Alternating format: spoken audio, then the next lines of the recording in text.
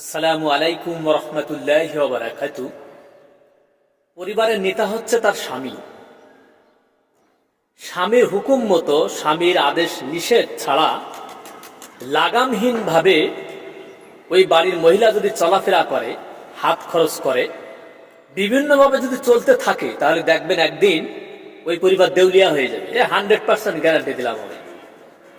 তেমনি দেশের প্রধানমন্ত্রী যদি জনগণের বিরুদ্ধে যায়, সেও কিন্তু দেউলিয়া হয়ে যাবে। তার কিন্তু ক্ষমতায় আর বসে থাকা লাগবে না, তাকে কিন্তু পালাতে হবে। ওই মসনাদে কিন্তু বসতে পারবে না।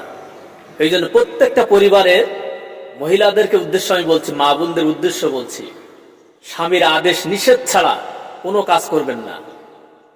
যে কাজই করবেন স্বামীর আদেশ নিষেধ ছাড়া কোনো কাজ করবেন না, তাহলে কিন্তু আপনার পরিবার দেউলিয়া হতে 1 মিনিট সময় লাগবে না। আসসালামু আলাইকুম ওয়া রাহমাতুল্লাহ।